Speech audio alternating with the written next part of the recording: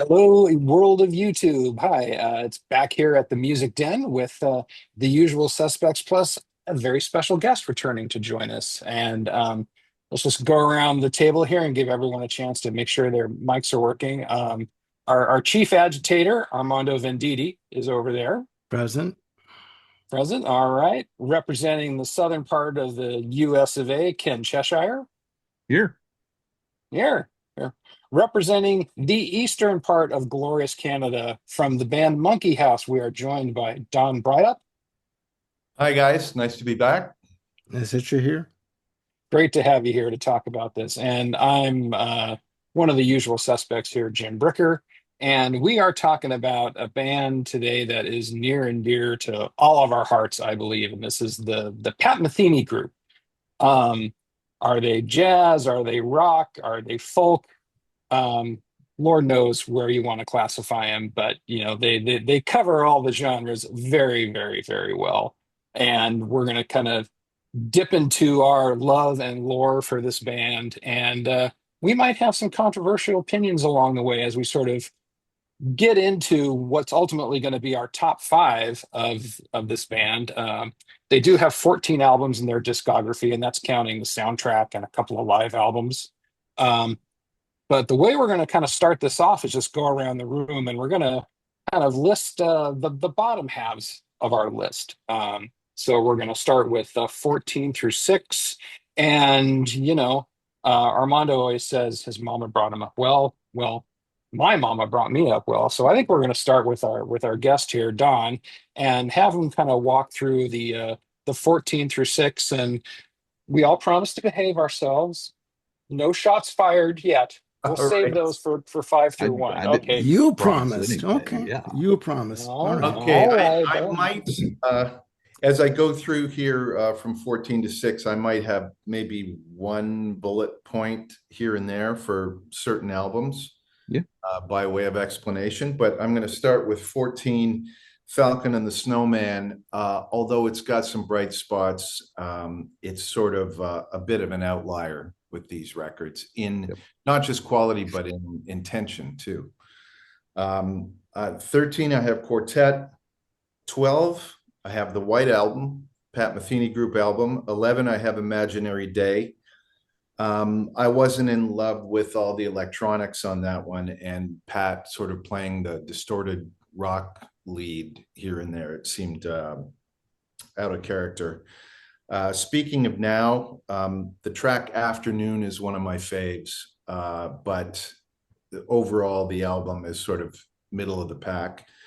The Road to You, great live album, but to me, nowhere near Travels. Number 8, I have American Garage, which is the first one I bought when it was new, when sort of, I guess for me, that would be end of high school, maybe first year of university.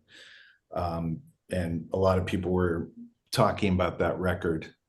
So I picked it up and it blew me away at the time, but these guys just got better from there. So number 7, I have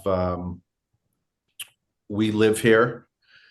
The track To the End of the World is one of my favorites of this group, but by and large, the record with the drum loops and stuff is not my fave. But I would recommend to anybody listening to check out Lyle's solo on To the End of the World.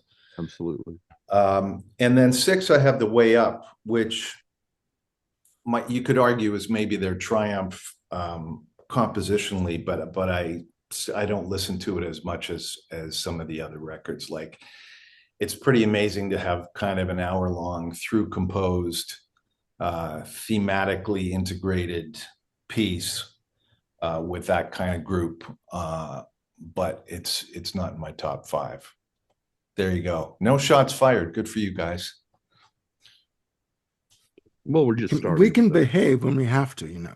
That's right. Okay. I'll take over. Thanks, Jim, for the intro. All right. You bet. Jim. Oh, me. Okay. All right. So there's some similarity between the lists here that Don and I have, but there's some significant departures. but that's all right. Um, I'm gonna start. Yes, exactly. So my number 14 is Quartet. Now, having said that, I think Lyle's solo on why does the tune drop right out of my head? The second track on the album has got this amazing, beautiful Lyle Mays solo that to me is worth the price of admission. But overall, I think the record's just kind of like formless. Um, let's see, number 13, Letter from Home. Um, it just kind of feels a little bit too much like Still Life Talking. Easy, Ken. Um, American Garage at number 12. You know, good, really good, but just again, they sort of reach higher heights later on. We Live Here, number 11. Don mentioned that. That's the drum loop album, which yeah, To the End of the World, totally amazing tune. Episode de Azur is also really, really great on that record. Falcon and the Snowman, I have that coming in at number 10. I think side one of that album is just really, really beautiful. Um, Side two is kind of just where it goes. It's just a lot of repeated little motifs and whatnot from the film and the David Bowie single. So that's a good thing as well. Speaking of now, which is the my number 9, that is the Pat Metheny debut of Antonio Sanchez on drums, and holy smokes! I mean, Paul Wertico was good, but Sanchez was just on a whole nother level. Um, just a quick aside, I remember when me and a bunch of buddies went to see the Speaking of Now tour, and people had, it's like, oh, I don't know, man, Wartico's not there anymore. How's it going to be? And within like the first two songs, people are like, okay, Sanchez is the shit, man. He is really, really good. And Jim yes, said Armando, shit. Yes, Jim he I said did. shit. did. Yes. I Yes. did. Yes. Wash my mouth out. Number 8, Road to You. Great, great live album there. Why didn't I make better notes here? Um, the standout track on that is like the 14-minute kind of piece that goes everywhere, starts really atmospheric, and it gets into some great Pat and Lyle solos on that. Well, my apologies for not taking better notes on this, guys. Um, You're where are we fine. at? Number 7, the White Album, the debut, side one, San Lorenzo and Phase Dance, classic. And again, when you're getting to this point in the discography, it's not like these albums are bad. It's just degrees of greatness. Yes. And then number 6 for me, just missing the top 5 is Off Ramp. Um, just missed. It was really, really close. So yep, that's my bottom half of the list. And Ken, your grimace was noticed. Okay. All right. Thank you, Jim. Ken? Okay.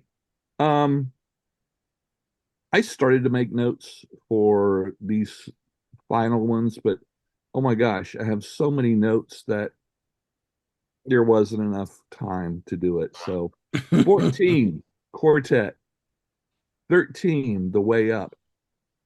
My one note on The Way Up is I like it a lot, but I guess I just prefer my Metheny Group in smaller bites. Um, I get it. but no throwing, but yeah, it's worthy for sure. Number 12, Falcon and the Snowman. I echo what Jim just said about it. I've got a tie for 10 and 11, and that's both of the live albums. The thing about the live albums is they sound so good. Um, and since they're almost totally um, made up of songs from the other albums, it's almost like kind of double dipping. I know there are noticeable and subtle differences, but I just don't go to them very often. Number 9, Speaking of Now. Number 8, Off Ramp. 7, We Live Here. And I echo the comments on that already. And number 6 is American Garage. Okay. All right. Thank you, Ken. Before I give my ranking from 14 to 6, I just want to mention who was in the group during the core members of the group during its formation. You have Pat Metheny, of course, on guitars and guitar synthesizer. Lau Mays on piano synthesizer. He passed away in 2020. Rest in peace, Lau Mays. Mark Egan on fretless bass and bass guitar. He would leave in 1980, replaced by Steve Rodby and Danny Gottlieb on drums from 77 to 82. Now that is the basically the core group members of the Pat Metheny group. There would be other members that would come and go, and I'm sure Jim is gonna mention one or two at some point during this ranking. But I just wanted to mention, give respect to the members. And again, I want to thank Jim for that wonderful intro. Sure. Beauties of camera stage fright, as it were. All right, now coming in at 14 for me, uh, uh, Pat Metheny Group, 13 American Garage, 12 Off Ramp, 11 First Circle, 10 Travels, number 9 The Way Up. Now, at 60 minutes and 7 seconds, the fact that this piece is split up into 4 pieces, it was a lot for me to sonically digest. Although it's wonderful with peaks and valleys in terms of the arrangements and the grandeur of it, it was still a lot for me to sonically take in. So number 9, it's not a bad ranking for that. Coming in at number 8, we have Speaking of Now. And a number of these albums are quite long in terms of studio albums. You're looking at 72 minutes for Speaking of Now. And, just as an example, number 7, we have The Road to You, the live album. Fantastic. But for me, it's a little subdued. I'm used to like Yes. rock live albums, in that respect. So I need to sit with it some more. So I'm sure it'll go up in the ranking at some point. And number 6, we have coming out at number 6, we have Quartet. So that is my ranking from Very good. 14 to 6. And we will continue. So down to on my screen, as I see it, down to Don for his number 5. Okay, top 5 starts here. Yeah. I have First Circle for my number 5. 1984 album. The song The First Circle is arguably my favorite track by this band ever. But there are to me some dispensable tracks on the album. But the title track is really a masterpiece and sort of the first kind of epic long form track of Pat and Lyle's that falls into that category for me. They just seem to by then have total control over what they were doing, compositionally, arrangement wise, performance wise, and sound wise too. Like it started to sound less like a jazz date where the band rehearsed and just recorded for a couple of days, and more like a kind of rock style production where it's very managed, and there are obvious overdubs. It doesn't just sound like a band date. I think it's really messed up that they started with Forward March, but I guess Yeah. everybody likes a good prank, I guess.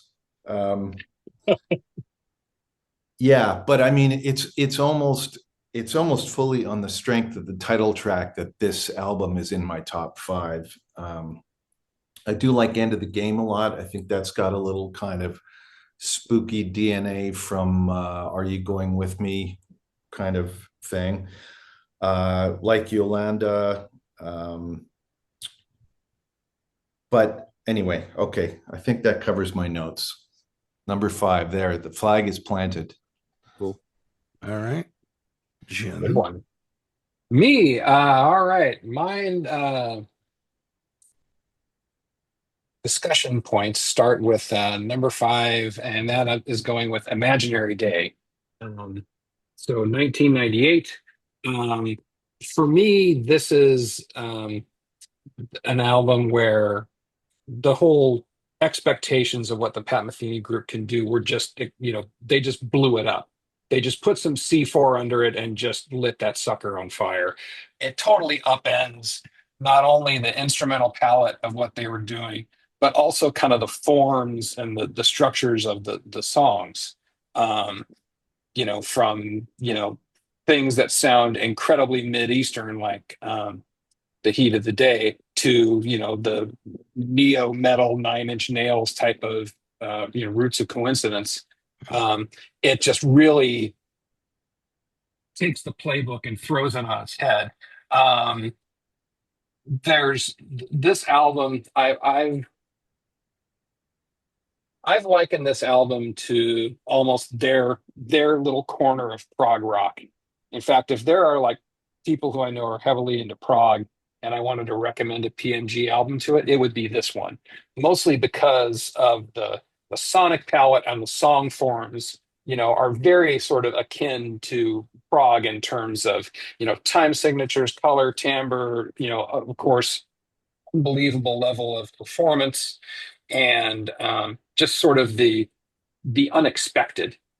Um, yeah, this so you were raising the point earlier, Don, where First Circle doesn't really sound like an album that's just all right. Let's just sit in and play our live set. It's just live in one shot. This is all about overdubs and colors and textures and like 10 different percussionists, and it's just an amazing album to me. Um, Probably not from a composition standpoint, there's probably not a lot in here that I sort of take as like, yeah, the pinnacle of Metheny Mays in terms of their, composing prowess. But just as an overall piece of music, I just absolutely, absolutely love this album. Um, for some particular reason, I had the availability to go see this tour 5 performances when they came through the San Francisco Bay Area over the course of 1998. And even though Pat's shows are, pretty much from the PMG standpoint, absolutely the same from, first song all the way through the encore, every night was just absolutely fantastic in terms of performances. And, there would always be these little spaces where they can just sort of let the doors blow wide open when they needed to, and they would take like the song How Insensitive and really just let that sort of crank and have elongate it, shorten it, whatever they needed to do for the feel. So not everything for PMG is based on a click track, uh, but certainly for a lot of Imaginary Day you had to in order to sort of stay on track with where they were going. But Mhm. yep, that's my number 5. The album with all the icons on the cover. That is Imaginary Day. Okay. Yeah, I would just interject that I think that those guys would cop to everything that you just said, and also that by then they were sort of using the studio as an instrument unto itself. It was beyond memorializing what the band did. It was the studio and the technology became central to what you were hearing. You know.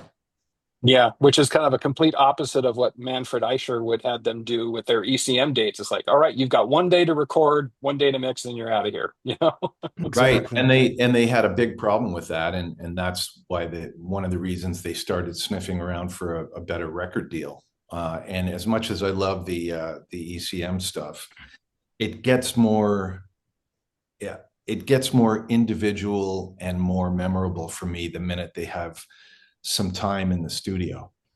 Yeah.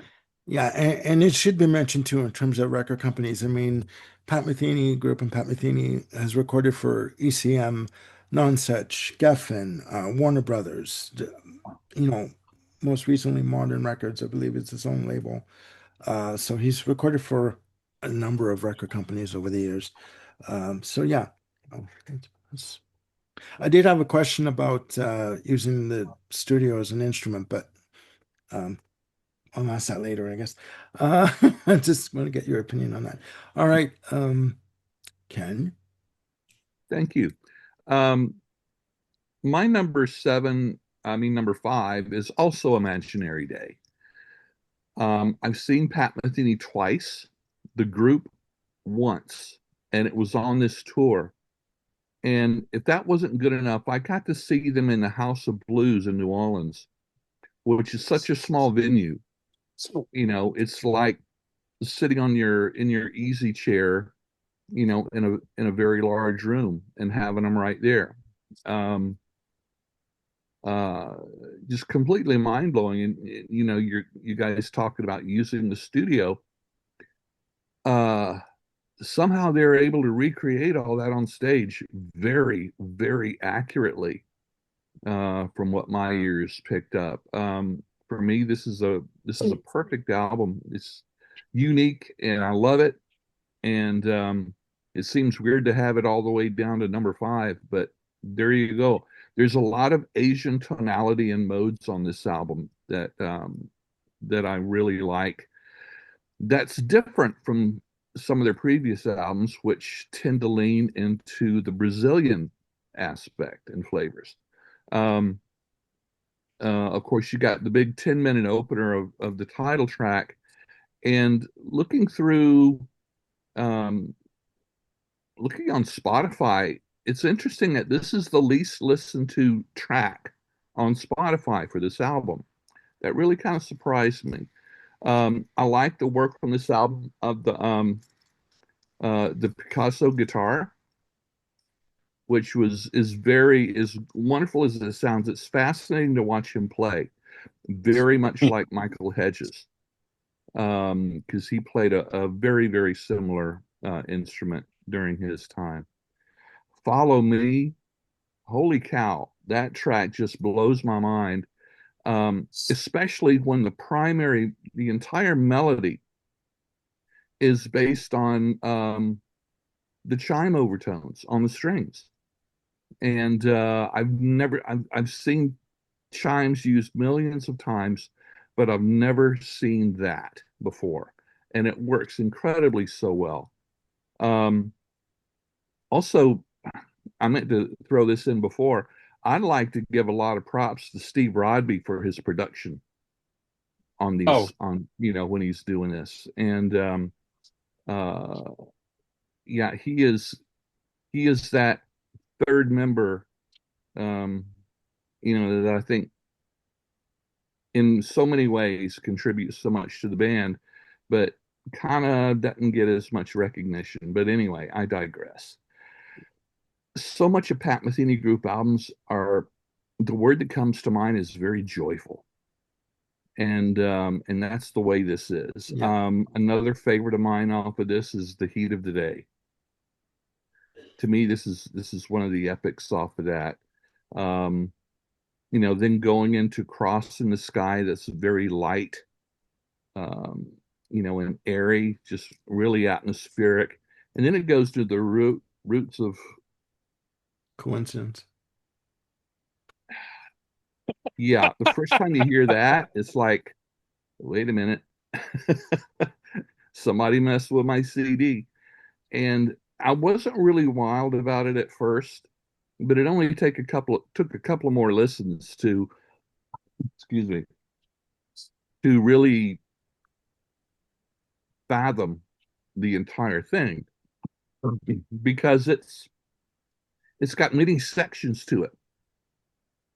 And the way it ends for those last 2-3 minutes is incredibly dramatic and dynamic, and just just absolutely amazing. Um, so many great songs, and one of my favorite Metheny Group closing songs is "The Awakening." Um, a little Celtic jig there, you expect kind of like on Spinal Tap, you expect to see little leprechauns dancing across the stage for it. But anyway, Okay. And the use of the synthesizers to mimic the panpipes or penny whistle, and then the setting where you actually hear bagpipes, behind it with that drone. So cool, so cool. And like I said, so many of these Metheny songs, they're just so incredibly joyful in the sound and mood. But Mhm. yeah, I've got a lot more notes, but I'm going to stop there. So, Imaginary Day, number 5. Oh, okay. All right. Thanks, Ken. My number 5 is We Live Here. One of the longer albums at 67 minutes and 9 seconds. I think this is a great album. I'm not going to go through all the tracks, but the songs that do stand out for me are Here to Stay, nice organ, beautiful piano, and great guitar, wonderful vocal phrasing that they do on this. Good rhythm to it, good guitar solo. Pretty much has a party vibe on this track. Other songs of note are The Girl Next Door, um, another fantastic track. The centerpiece of the album for me is To the End of the World at 12 minutes and 15 seconds. Uh, prominent bass, dreamy synth textures, subtle piano chords. And I noticed like at 3 minutes and 8 seconds that the piano comes to the forefront on this, and great piano sequence, a nice extended synclavier solo as I'm hearing it as a synclavier. Um, and then at 9 minutes and 4 seconds, you have like the thunderclap occurs in the track. So it's just like it kind of like wakes you up, right? You're sort of like lulled into this sense of, you're moving along wonderfully, like very, I call it very serenely. And all of a sudden the thunderclap happens, you're woken up by it, which, you know, the fact that a song could lull you into just enjoying what you're hearing so wonderfully and then wake you up like that is proof of a good piece of music. Um, it's a fantastic album, and 9 tracks in total. And another track for me that's really good is "Stranger in Town" at 6 minutes and 11 seconds. Great fast-paced rhythm, solo guitar on this. Solo guitar notes until the melody comes back. There's a lot of weaving in and out of melodies and chord structures and stuff on this. It's great. Great guitar solo, nice percussion flourishes, and it's a great track. It's a good album. Again, these albums might switch around on the list, may go up, they may go down, but at this point, this is where We Live Here is for me at number 5. So, all right. Just a quick point. If folks haven't heard it, the first track on the album does have a great melodic head nod to Marvin Gaye's "What's Going On," uh, with Lyle playing a little melody line in the background there. Um, Mhm. yeah, really really fun track. Mhm. Yeah, I'm not sure, Armando, what you meant by a synclav solo on To the End of the World. Could Maybe be then. you might be hearing the guitar synth and Could thinking, be either guitar synth or yes, I heard some Fabio, but yeah, guitar, yeah, maybe yeah, it's guitar piano. synth. Yeah. Okay. So Don, is that more the Roland guitar? Is that what Pat's playing during that section? Well, Pat had this, this guitar synth. It was really the first guitar synth that would track a guitar properly. He As used it quite a bit. you could do a double stop and it would understand what it was hearing and play the synth sound properly, which hadn't been possible before. It's a G something, and it was a Roland unit. It really just a glorified effects pedal, but it was state of Hmm. the art at the time. You know, Yeah. Don, your number 4? my number 4. Shouldn't we have some dramatic Tim Hit sort of graphic for each Number 4. number How about four? that? Okay, number 4, I have Travels, and this was a tough one for me because this could easily be my number 1. on this list, but I do feel like comparing live albums to studio albums is a little bit unfair, or maybe it's just two different categories. However, it's such a great document of the band when they really were this kind of road tested entity and were playing as an ensemble better than any band on earth, if you ask me, in those days. And you have things like there's a couple of tracks on there from the White Album, San Lorenzo and Phase Dance, that to me the versions on Travels are the definitive versions. You hear the originals after listening to that, and you think they sound sort of polite and tentative. But it really is the difference between, the problem with a lot of studio albums is you're hearing the band playing the songs the first few times they ever played it, and then they go out on the road and maybe they play those tracks for 10 years and they really get inside it and become second nature and they make all these discoveries. And if you're lucky, they make a live record at that point and you get to hear all those discoveries that they've made in the interim. But those two tracks in particular, San Lorenzo and Phase Dance, are essentials. And it just reminds me of the first period of me going to hear that band. They would play in Toronto every summer at this outdoor venue, and it just has that atmosphere of, fireflies are flying around and there's a warm breeze. It's like you can practically feel it, coming off the CD. Let's see what else. I saw them on that tour, because this is a live recording of the Off Ramp tour from '82. Travels came out in '83, but definitely the smallest venue I ever saw them in, which was Convocation Hall at University of Toronto. I don't know how big that hall is, but I doubt it's more than 500, maybe. Oh, gosh. Yeah, and I was sitting right near the front. And interestingly, all their road cases at the time still said Joni Mitchell on them because they had just finished doing that tour. Yeah. We're all piled up beside the stage, probably because there was nowhere else to put them in that old building. But yeah, to me, that's a sort of, I'm not a big live album guy, but the good ones are ones like this, where you get a whole chapter of the band's career, the artist's career, and it gets effectively summarized and synthesized to a degree, in one statement. So you could, just as you could say to somebody, oh, you didn't hear any Joni Mitchell albums from 73 to 80? Here, listen to this. Play that double live album for them, and you could it'd be a crash course, in that period. Yeah, I think that about covers it.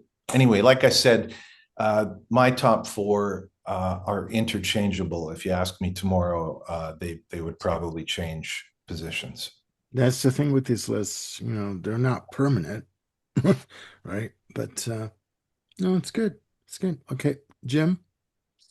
Numero 40 for me is Still Life Talking, which is the 1987 release, fifth studio album from the band. Yeah, I don't think this has been mentioned yet. I think that I'm the first one to kind of throw down with Still Life Talking on the list, whether it's, Yeah. number 14 or number four. Um, I just adore this freaking record. I think it's amazing. There's a lot of PMG songs that are near and dear to my heart, and the lead off track here, um, Minuano 6/8, is almost the toppermost of the poppermost, as they might say. It's just so absolutely amazing, with the introduction suite that I'm kind of pretty sure is Lyle's piece of music, gets into kind of the standard head of the tune, which is Pat's whistle theme there, and then just where it breaks down into this, um percussion driven bridge that's got at least one marimba in there, if not a couple of different things going on. And then it does this unbelievable piece of musical gymnastics to get us back to like the main theme. It's just an absolutely astounding tune. Um, and it's almost like after you hear that, you kind of like, well, where do you go from there? Everything is kind of gravy on top of that. And the rest of the side, "So May It Secretly Begin" is a great kind of mellow tune. "Last Train Home," the hit, The thanks to hit. JoJo's Big Adventure. Yep. Um, and then side two is no piker. I mean, "It's Just Talk" is a tune that they had been playing for like 5 or 6 years, and they finally figured out the proper form of it and put it out there. "Third Wind" is a really good jam, and just the concluding pieces, "Distance" and "In Her Family," that kind of work together, are just this wonderful sort of epilogue that kind of just, I don't know, cozily tucks you into bed after just all of the color and drama and highs and lows that came earlier in the record. I say tucks you into bed. It kind of makes it sound like it's this twee little bedtime melody, but no, the "In Her Family" melodic arc that it takes, and just the way the music kind of swells. I mean, it's very, you know Metheny and Mays, when they were on, they could give, Bacharach a run for his money. And for me, that kind of swell section of "In Her Family" and the little keyboard dissension that happens after that is just such an unbelievably beautiful melody. Yeah, I absolutely love this record. I think my notes here say, and my notes are courtesy of the internet, so that that's right. This is a gold album. Thank you. Um, and I'm gonna say it's probably, if not Pat's biggest seller, it's got to be one of them. And again, I think off the strength of "Last Train Home," um, is probably drives a lot of that. When I was working in a music store in the late '80s, and there would be people that come in to kind of say, "Hey, I'm kind of new to jazz." Take 87. When I worked in a music store in the late 80s, and there were people who would come in and say, "Hey, I'm kind of getting interested in jazz. Can you recommend a few things?" My two go-tos were always "Miles Kind of Blue" and then this, "Still Life Talking," because I wanted to give them sort of the broad spectrum of what jazz can be, and That's also broad. wanted to make sure something, was a little modern. Um, That to is let them know broad. that jazz just, yeah, I wanted to let them know that jazz wasn't just something that you can only find in the archival section of your local library. So it was, it was not dead, but smells funny, as Frank Zappa said. So Jesus. Okay. anyway, there's my number four, "Still Life Talking." Cool. Cool. All right. Yes. Ken, you're number four. Okay. While I'm still here, my number four is the White Album. Not the Beatles, but Pat Metheny. Yeah, Okay. Pat Metheny. Well, that's the way we've been talking about it. Yeah, there we go. Um, Yep. and this is in the top five because to me, this album is iconic. Um, their first album as this form of the group. I love Pat's guitars without the synth effects. I love a good, clean jazz guitar. I like a lot of what he does with guitar synth, but I still go back to traditional guitar tone.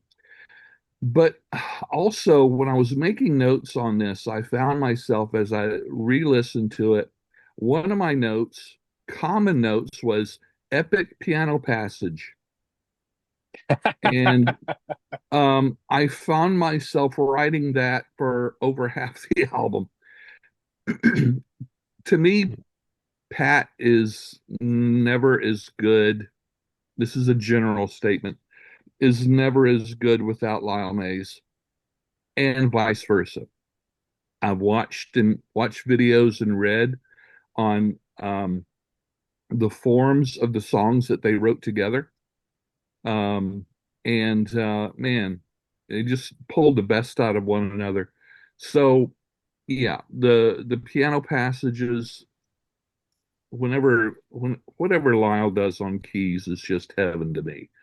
Um, and because as I've said many times here, when it comes to jazz, my favorite instrument is piano. You've said that before, yeah. So, and I don't know. Anyway, so yeah, we've talked about this. There's only one song. April Joy is kind of okay, not as good as the rest, but it's still dang good.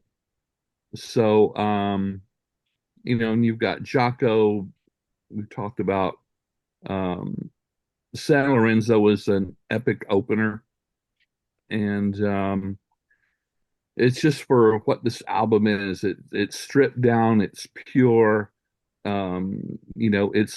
It's the roots of the band, and that's why it's my number four. Yeah, Good choice. it's interesting with April Joy because that's one of his songs that made its way into the real book, so it actually Right, gets right, played a lot. sure. And if you talk to people who weren't really into Metheny back in the day, you'd mention Metheny and they go, "Oh yeah, April Joy," and you think, "Yeah, I mean, I guess like that's maybe his 40th best song that you're Yeah, referring to there." But just because it was in the book, it sure, got played on jams all the time.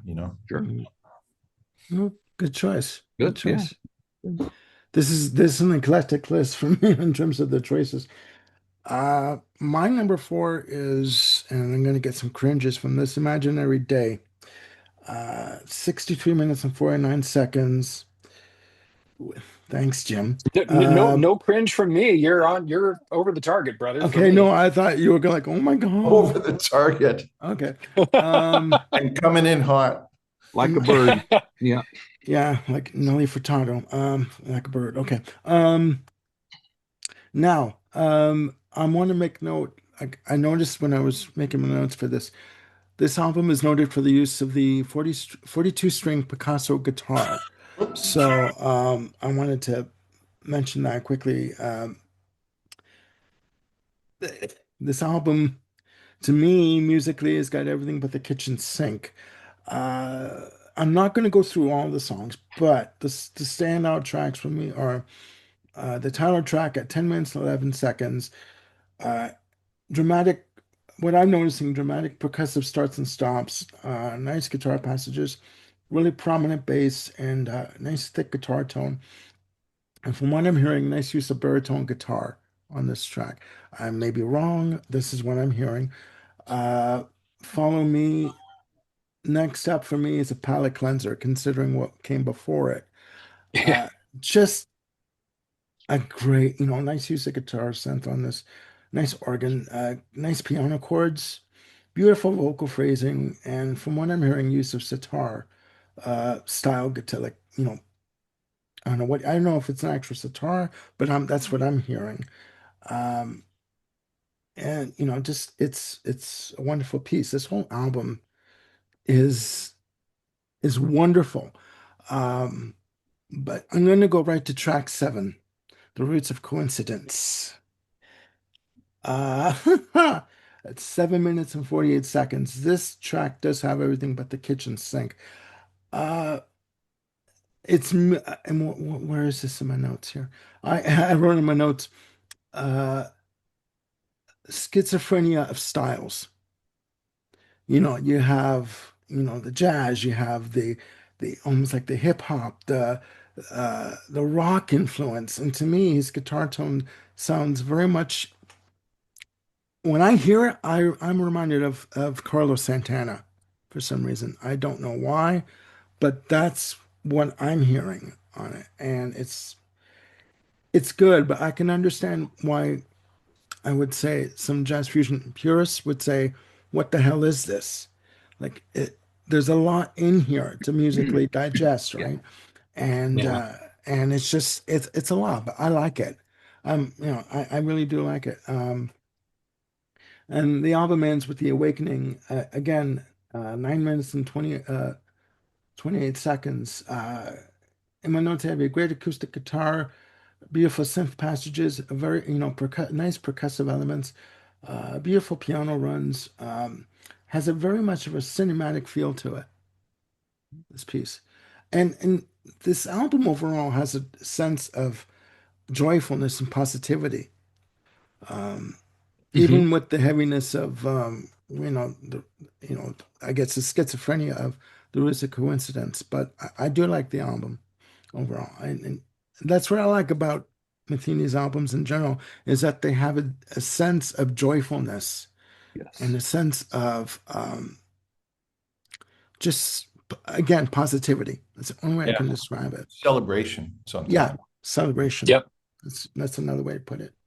But yeah, that's what I Uh, look a, for. a couple other comments on Roots that I want to throw in there. This is the one song from Imaginary Day that got played beyond that tour. And when they would start that up and you would hear the kind of modem dial-up sound effect, like the audience started to go ape because they knew what was coming. And Yeah, yeah, it is unlike any other song in the Pat Metheny Group book. It's kind of like he took some of the fury that was part of Zero Tolerance for Silence and kind of tamed it and put it in some kind of frame. It's like, okay, I can make this chaos work in this sort of a form. And again, I think I alluded to like Nine Inch Nails yeah, you earlier did. as You did. something that was sort of, kind of helped inform what Roots of Coincidence would become. Um, the other talking about performing it live, if you guys haven't seen the Imaginary Day live DVD, um, that's that was recorded right around the corner here from me, Saratoga, California.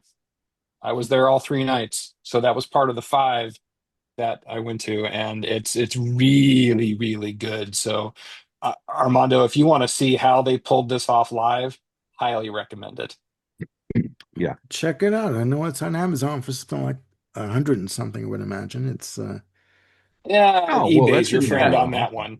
I would add to what Jim was just saying, that it's interesting, when you're looking at Metheny's career as opposed to the Pat Metheny Group career.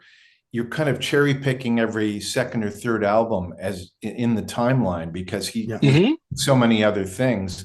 So it's actually instructive to go look at it in the order it happened and think, oh, okay, well, he did song X with Ornette, or he did 8081 with Brecker and Company, and you start to hear strands from his other projects work their way into the Metheny Group sound.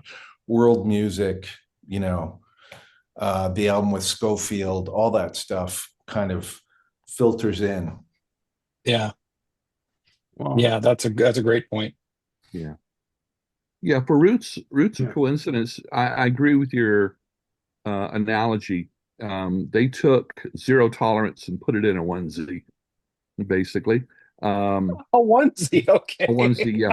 Um, a real fat, one this big fat is onesie. Okay. this this song, and it really struck me. This is has Pat Metheny Group's, I believe, greatest crescendo, when it builds and builds Yeah, into that huge crescendo, and then boom, they pull it way, way back. yeah, yeah, And then they go through, they do it again. And then, like I say, on those last 2.5, 3 minutes, um, it's just that piano riff going with Rodby bowing the bass, with Yeah. Well, it's just, Rodby and Pat doubling it too on yeah. the. And yeah, it's, yeah, and it raises a little bit, then goes back down, and it never picks right back up. And then you've got those um, echoes, those little soft echoes of the theme, slower. It's Yep. just, and that's what's mind blowing, not the fact that it's real heavy and yeah. has industrial and stuff. But man, anyway, I'm But sorry. That's I just, wonder, I would say you touched on a core value of this band, which is dynamics. oh yeah. Right? I mean, even Yeah. them live, it's almost like a magic trick how far down they can come, and then just collectively aim at something that's 2 minutes away and peak. You know, Yeah. yeah. I'll just say this. There are certain, and then we'll move on. There are certain artists that you don't know where they're going to go musically, but you enjoy the ride, right? You enjoy the ride and where it's going to take you. And then there are certain artists that go off in the direction that you're like, what the hell is this? I can't get into this at all. And there's no rhyme or reason to it. It's just the way it is. If you try to rhyme and reason and analyze every single thing that you like or don't like, it's like, you know, you'll drive yourself up a wall. But One more thing, and then I'll shut up. I akin this album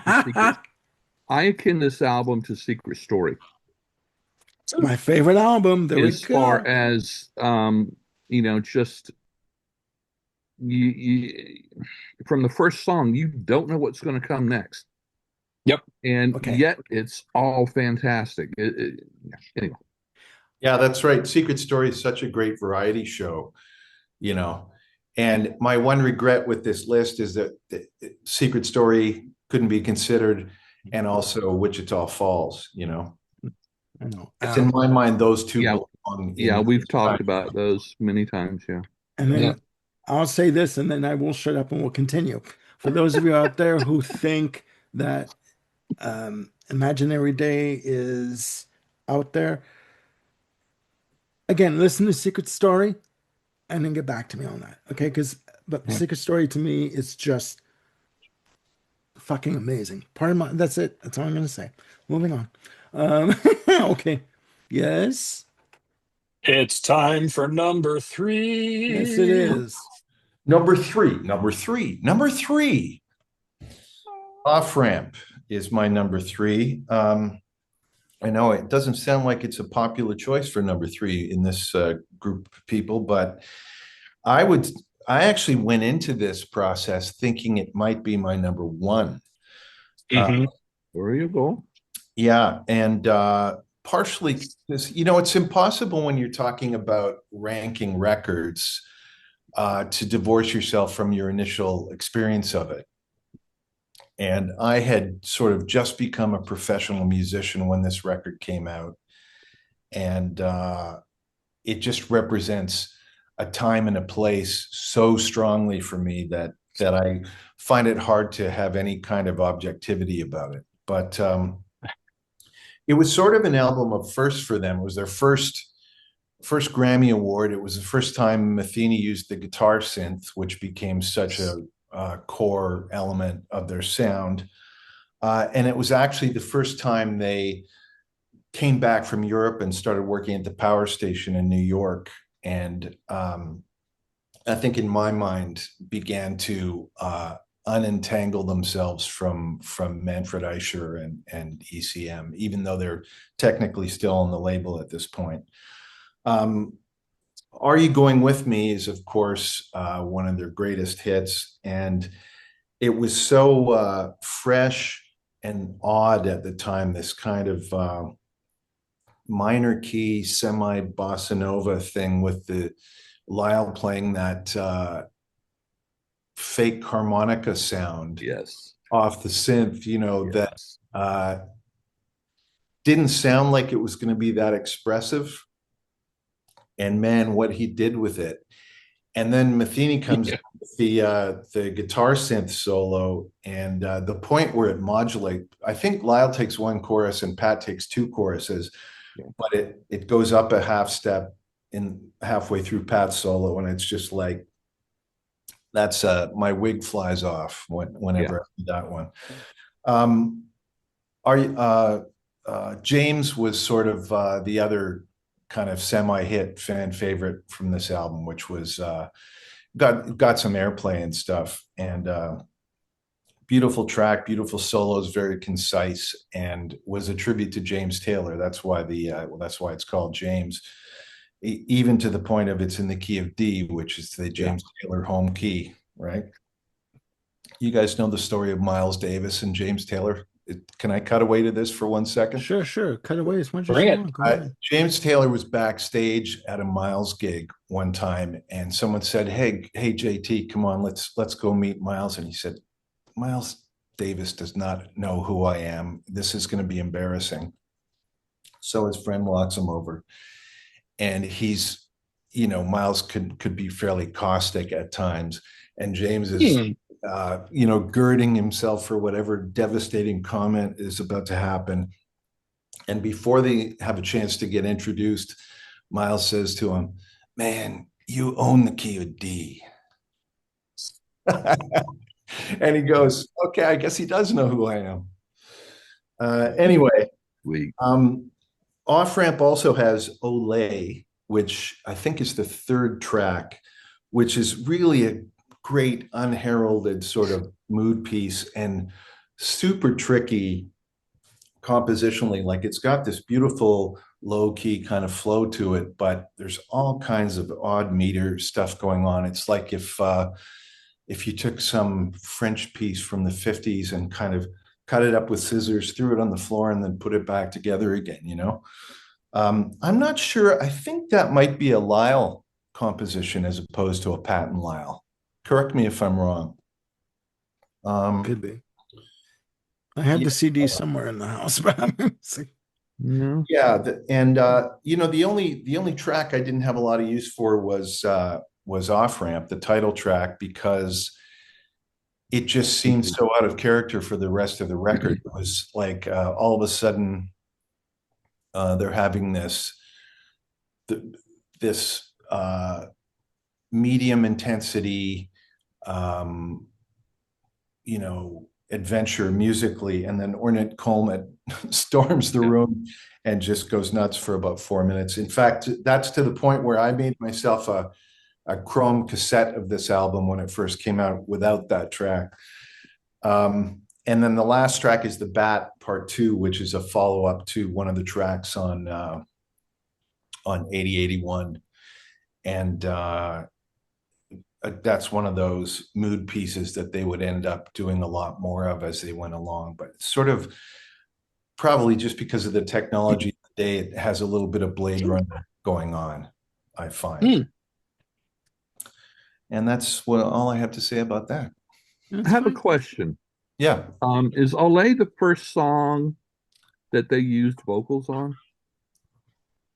Oh, that's a good question. It could be. I think so. I think I read something. Yeah, about I it. think it might so. be. That's what comes to mind. Yeah. There's even And- some sound effects in that one too. Yes. Sort of Yeah. these And long. then one question for the entire group. Is When James begins, does anyone hear a little bit of Charlie Brown in that?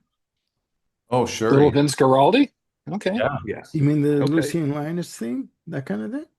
Yeah, and I would say actually not just the intro, but the bridge of that song is Yes. super all Yeah. right? Okay. Where it climbs, boom, boom, bing, boom, boom. Oh, yeah. Boom, boom, Okay.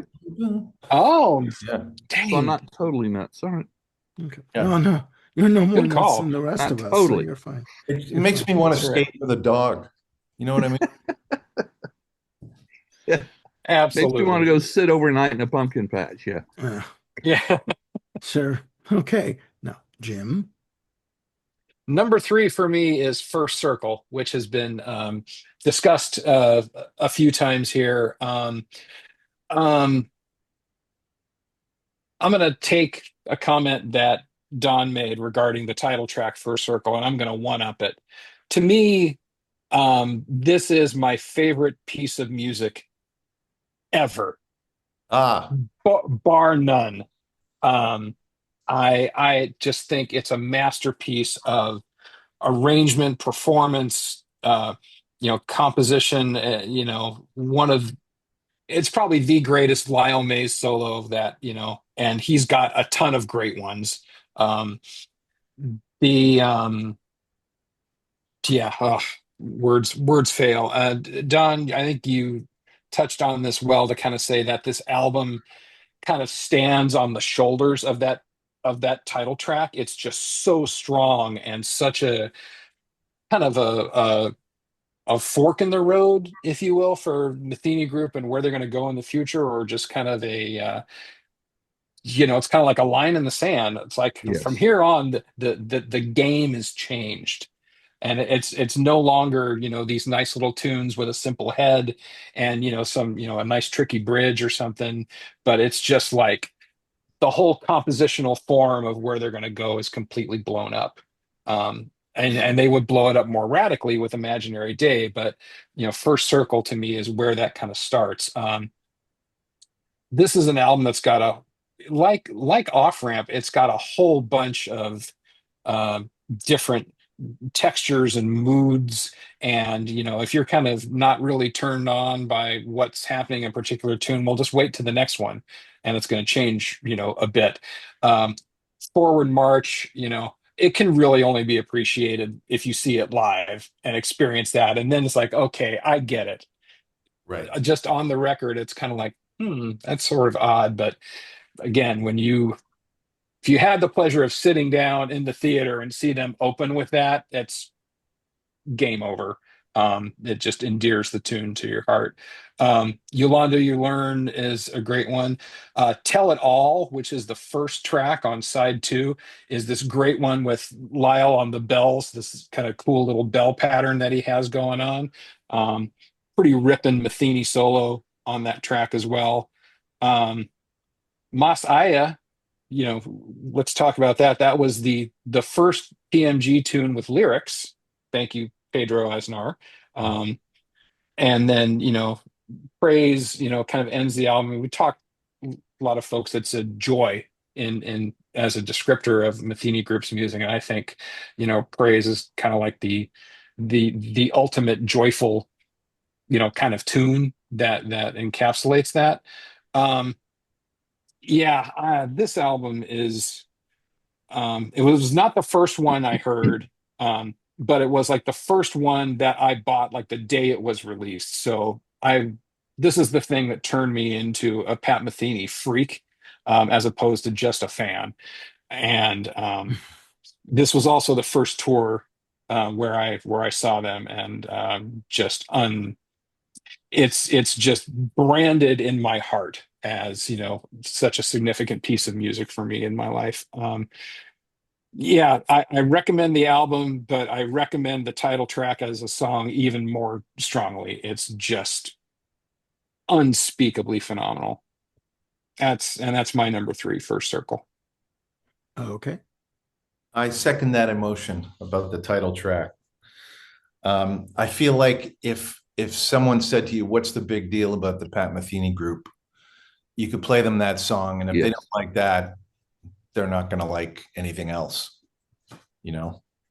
The Yeah, other thing that I exactly. forgot to mention about that song when I was talking about it was that it's a great example of the Metheny Group doing odd meter stuff that doesn't feel odd. It doesn't have that Yes. angular sort of prog rock approach to that mathy kind of approach to odd meter.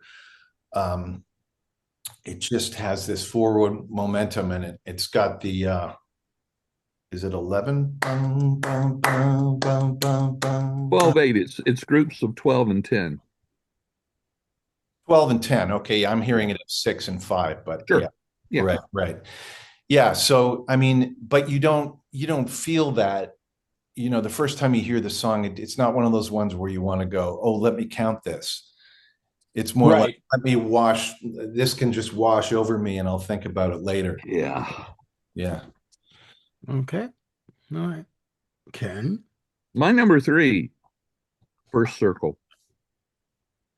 This album holds a very special place in my heart. This was my introduction to the band. Um, so imagine 1980, I mean, yeah, 1986, I think. I try not to, Um, but that's okay. Go ahead. I am I'm getting ready to graduate undergraduate school with a performance degree in voice, spending almost all of my time singing opera um, and Broadway hits and singing with the big band. One of the undergraduate music guitar majors says, I just got my first CD player. He goes, hey man, listen to this. I put it on. I'm hearing Forward March. It's like, okay, this was given to me by a guitar player. I wonder what he's been smoking, but I'll let it play. And then because I could have, there's a good chance I would have just ejected the disc at that point. Then Yolanda comes on. Holy cow. Starts off with Vertigo on those drums.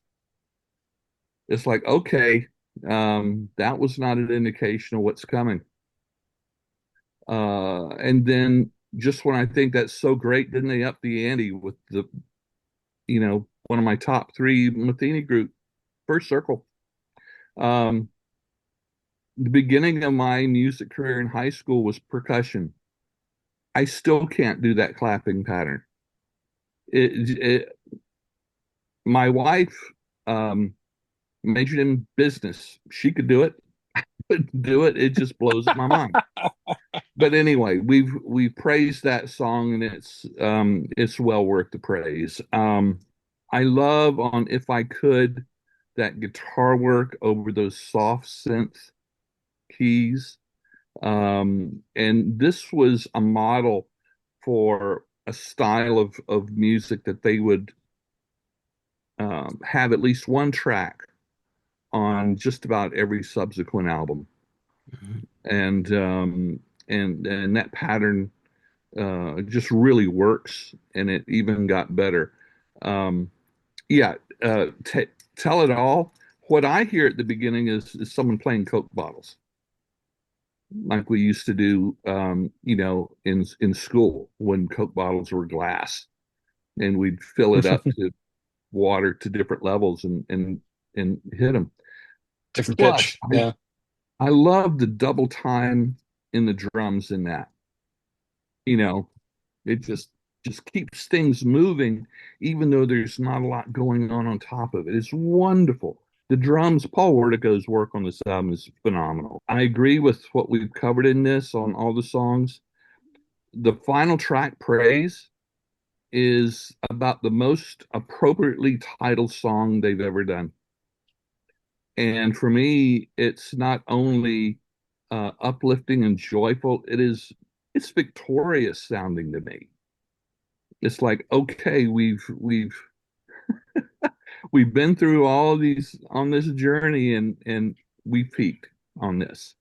And for me, I agree, Jim. This is a turning point for the band, and in the good way. So yeah, my number three, First Circle, special place in my heart. Okay. No, good choice. Good choice. Okay. My number three, ladies and gentlemen, is Letter from Home. Mm. Most of the albums I've chosen in the top five are like very long, like 61 minutes and 39 seconds, released in 89, June of 89.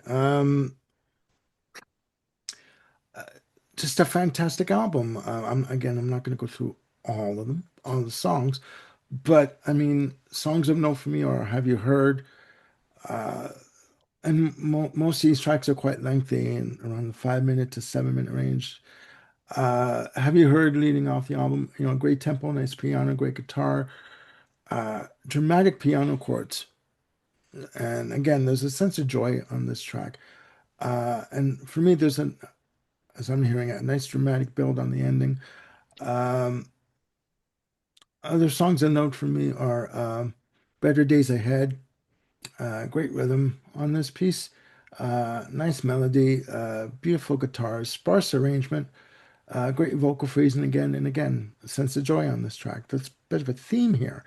Um, Other songs of note are Dream of the Return, beautiful piano, soothing guitar, and you know, just an amazing piece. Just what I like about Metheny's work overall is for me is the albums and the music just take you on a ride. You put it on, you sit back, you relax, you close your eyes, and you're gone, right? And you don't know where the hell you're going to end up, but you don't care because the music is that good. It pulls you in that much, right? And that strongly. But another song to talk about is the title track. Again, at 2 minutes and 33 seconds, great piano.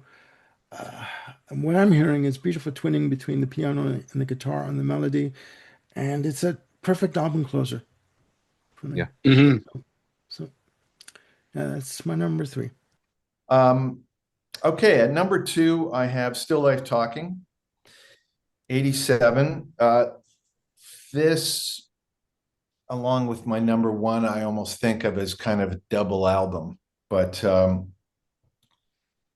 this was the first of to me, the great Metheny summer albums. This came out right at the beginning of the summer of 87 and just kind of set the tone for that whole season for me. Also happened to be the first album of the PMG to feature my good pal David Blameyers on Ah. instruments and vocals. And when they came to Toronto on the tour for this record, and Dave was in the group, there were like 100 people who knew him in the crowd. So he was the conquering hero coming back. It was their first Geffen album, and I've heard Metheny talk again. I mentioned earlier about the kind of freedom that they had because of the budget and because the expectations from Geffen were, yeah, you're going to go in the studio and make a record, and it'll take as long as it takes. We're not giving you a day's rehearsal in 3 days to record and mix. So they took full advantage of that freedom and really started to experiment with the possibilities of the studio and digital mixing and all that kind of stuff. And my favorite track on this album, as great as the opening track is Third Wind. It's just such a nonstop torrent of excitement. And per the title, it has these three sections that kind of metrically modulate into each other. And there are three freestanding sections, but the whole thing has this flow and kind of inevitability to it that I just love. And when it gets into that vamp at the end, I just feel like, yeah, this can go on for 3 hours now and I'd be fine. It just keeps rolling. And I've got this association too of me riding along the beach path in Southern California. That was always my opening track for the bike ride. Third Wind. Nice. So it's like Pacific Palisades, Malibu, whatever, bombing along the ocean. So that doesn't hurt either. But I feel like the quality of the composition went up another notch with this record, and the improvisation as well. Of course, as you referenced earlier, Jim, contains the hit Last Train, which actually got some airplay. And I think this was the album with their highest chart position. I mean, they always went to number one on the jazz albums chart or contemporary jazz albums chart. But this, I think, got maybe into the top 50 or 60 on the pop charts, Yeah. And that's a credit to not only the group doing something that appealed to a wider audience, but also the clout of being on a Warner distributed American record label with loads of money. Yep. So it was their first album to go gold, I think. And I don't think it was their first Grammy, but was close to. Let me see what else. Yeah, the one thing I wanted to mention about Third Wind is they state the head of the first section, and then there's a stop, and Metheny takes a 4-bar solo break that is, one of the greatest lead-ins to a solo you'll ever hear. I lifted it just because I was so curious what it was. It's this kind of machine gun fills in all the 16th notes for a whole 4-bar pickup just by himself. And it's not just what he plays melodically, but that the groove of him playing it is so ferocious. You can just feel this relentless kind of groove to it, even when he's just playing up the neck and playing a pickup to a solo. So that's something to highlight. Also, I like the fact that it's good. The whole album has this kind of denouement over the last 2 tracks where it just gets a little atmospheric. And is it Distant? Distance is the penultimate track, right? It's the one right after. Yes. Yeah. So that to me is like Lyle saying, maybe you should hire me to score your film, because listen to this. Yeah. But anyway, I just feel like that record is front to back, drop the needle anywhere. It's all great, all killer, no filler. Okay. Perfect. Jim. Moi, yes, my numero dos Oh, Lord. is actually the final Pat Metheny Group album, and this is The Way Up from 2005. I know this figured lower on other folks' lists. For me, it and Armando, you I think alluded to the fact that you've kind of given it a few listens, and it's hard to kind of navigate your way through it because it's such a long and complex piece. There's a I lot think it to took it. There's a lot to it. Yeah. There is. It's essentially one 68-minute piece of music that Pat decided to add some subdivisions in just to make it easier for the listener to kind of pick up on certain parts. But to he and Lyle, it's like one 68-minute piece. Right. And it probably took me a good 5 or 6 times listening all the way through to kind of start to piece together how everything was happening. It's almost like a jazz rock piece of music, but in a classical music form, because there's so many uh, repeated motifs, and not just like copy paste, but these motifs are rearranged, extended, slowed down, sped up, have other pieces of instrumentation around it. And it's not till you get to kind of the crescendo into like halfway through part 3 where you kind of hear all these different themes begin to intertwine and layer upon one another, where that's finally where the light bulb went on for me. It's like, holy crap, I get what they're doing.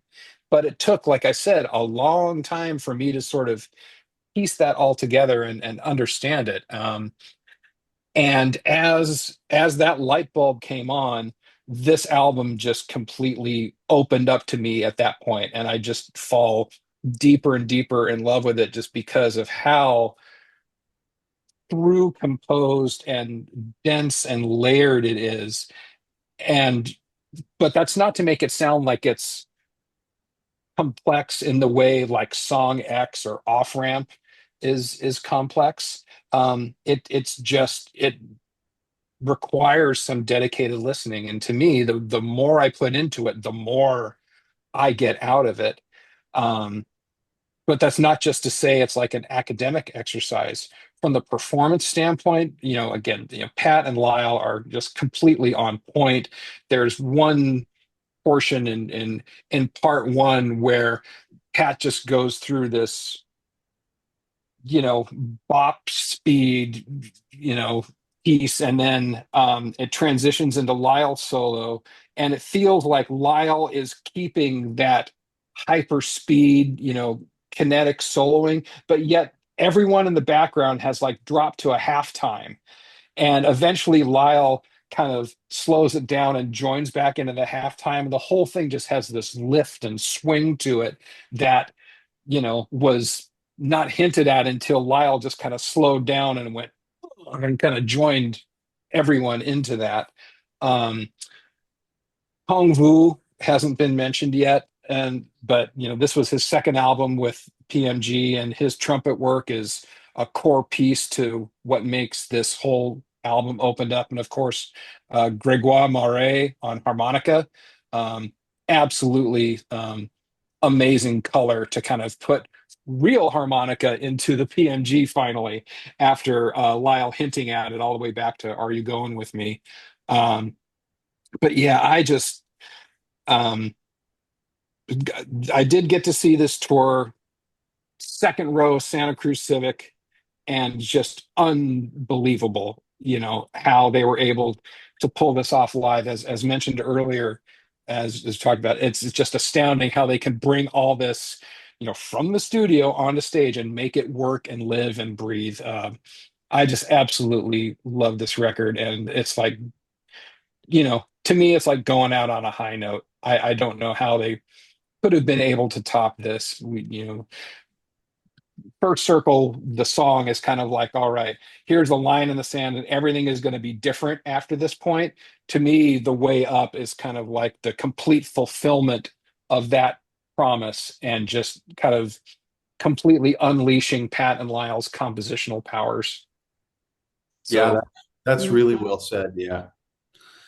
It sort of felt to me at the time like, not knowing that it was the end yet, but like they had said, sort of like the Beatles with Abbey Road, let's do one more great one.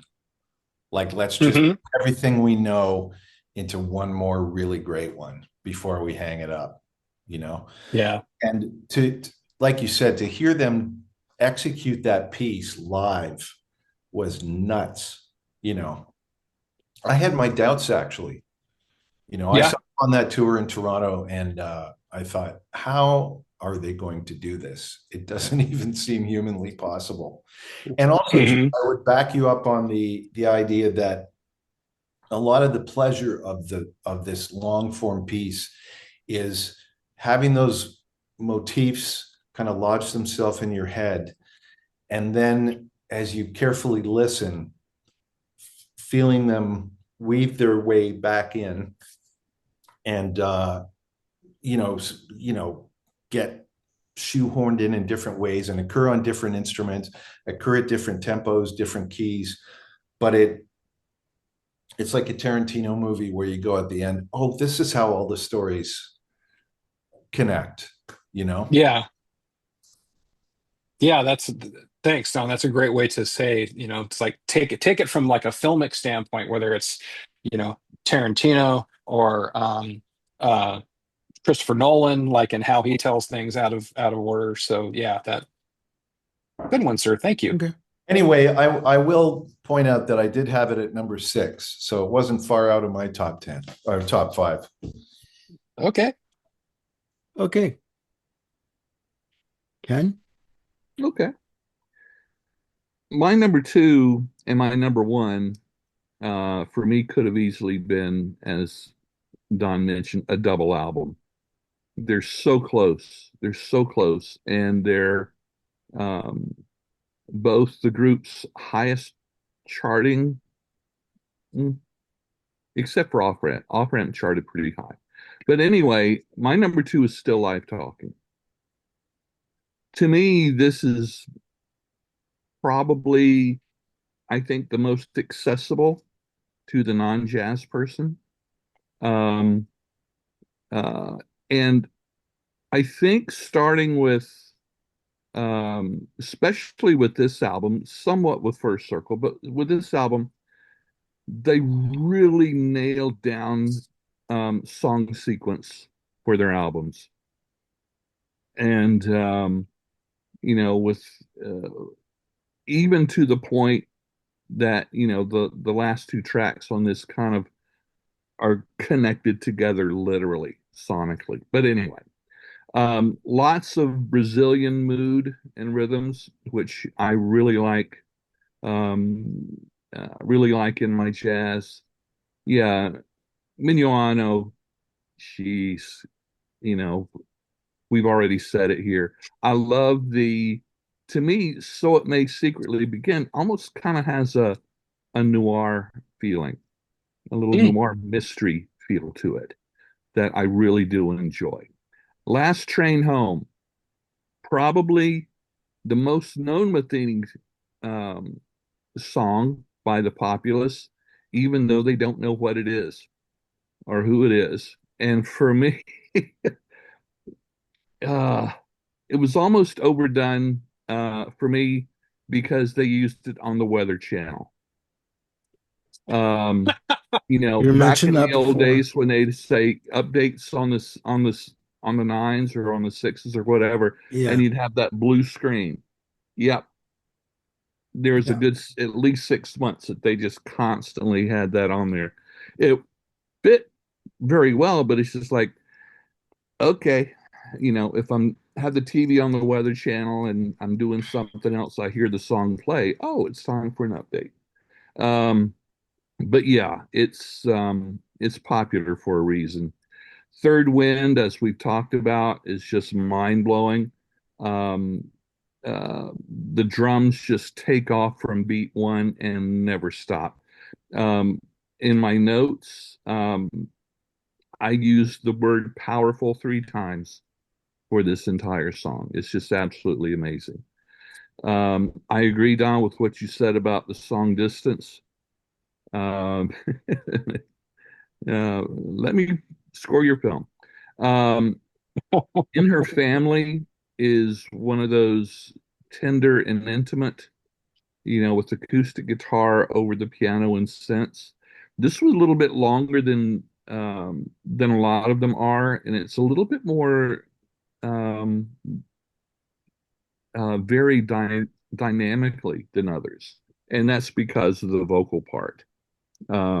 It's not just the guitar and the keys. This is just it's a mind-blowing album for sure. Uh, this charted, if I'm not mistaken, according to where on the internet it charted at 86 uh, in the U.S. and I think it's even more popular now than ever. So, my number two, Still Life Talking. Okay. Yes. I just want to throw a quick comment in there about Last Train Home. I mean, of course, people know it. It's renowned for that sort of you know chugging train noise that Wartico and Robbie are kind of putting together there. But if folks haven't heard it, there is a solo version of that song that Pat has on his One Quiet Night. solo acoustic album, yeah, One Quiet Night, where it completely deconstructs the song and Yeah, kind of gets it out of the arrangement that everyone is familiar yeah, with and just gets it to the bare bones of the melody. yeah. And It was a great idea. it's just so beautiful to hear him play that on the baritone guitar. It Yeah, just really sort of strikes home that the real core key component of that track is not the arrangement. It's in just the melody and how Pat has constructed it, put it together. So yeah, just my 2 cents to kind of talk about that tune in a non PNG context. So Yeah, and I would only add that I was a full-time musician by then, and if you were playing instrumental music, what year was it? 87. If you were sort of on the scene around that time, that tune would get called all the time on any kind of gig, I can understand mm, why. a jazz gig, a cocktail gig, a corporate gig, didn't matter. And because of the choo choo train drum pattern, we called it Wipeout. So it'd be you guys want to play Wipeout, and I we get it. everyone I would get join it. in that last train home. Well, yeah. Yeah. The drums are so, for me, up on that song, just quickly, using brushes on the snare, it's a nice sure. touch. It's a Yeah. nice touch. All right, my number two, ladies and gentlemen, this is going to shock the shit out of some people. Um, The Falcon and the Snowman. Okay, What? cool. Told you. Um, That's it. I'm out of here. my plan worked, ladies and gentlemen. There we go. No, seriously. No, I think this is a fantastic album. Obviously, a soundtrack released. I failed to mention on EMI America. All the previous releases were through ECM, Warner, Geffen, none such. But this is the only release to EMI America, to my understanding. 38 minutes and 23 seconds. It's a fantastic soundtrack. I mean, it starts off with, again, I won't go through all of the tracks, but it starts off with Psalm 121 in Flight of the Falcon. Beautiful choir vocals on this, very atmospheric. Again, cinematic. Obviously, it's a soundtrack. It's supposed to be. Yeah. I did put the word opulent in my description. Yes, I did say Did you opulent. now? Yes. Uh, you know, deal with that. Okay. Also, other songs of note are the theme of Chris, track number three. It's the backing track to, this is not America. Instrumental. I just put in my notes a master stroke. It is. I'm sorry. It is just beautifully done. Just amazing. Um, the single "This Is Not America." David Bowie on these vocals. I mean, it's a classic. Let's not even question that. Again, my very humble opinion. Other songs of note are "The Level of Deception." Uh, you know, the symphonic backdrop, beautiful acoustic guitar, a sense of unease in this track, just a sense of tension that sort of goes through the track. Rhythmic sections, again, bubbling tension. 4 minutes and 20 seconds. You have crashing piano chords that come in, sustained guitar notes. Like just basically hell breaking loose in the story. I just think that as a soundtrack, to me, this album is very compelling, and it's very beautifully done, very beautifully executed. And It ends with the epilogue of Psalm 121 at 2 minutes and 16 seconds. Beautifully orchestrated piece of music. It's just a fantastic album. And if it didn't cost an arm and a leg on Amazon to get, I'd buy it. But right now, it's quite expensive right now. So I ain't touching that one. So that's my number two. The movie's quite good too. Yeah. Yeah. I even looked at getting the book, but Okay. you know, the Springsteen set knocked me out. Okay. I mean, Still recovering from that, are you? yes. Ugh, God. Okay. Uh, Moving on. Number one, over to Don. Oh, Number wait, we need the fanfare. Number one. Thank you, Tiny Tim. so I can tell from Ken's comments that we have the same top two, but this, as we both said, feels like a companion record to Still Life Talking. It's Letter from Home, 1989. Uh, Same vibe, largely same personnel, same studio, same label, same time period, same season for these two Yeah. albums. Mhm. And it was a dead heat for me as to which one would be number one.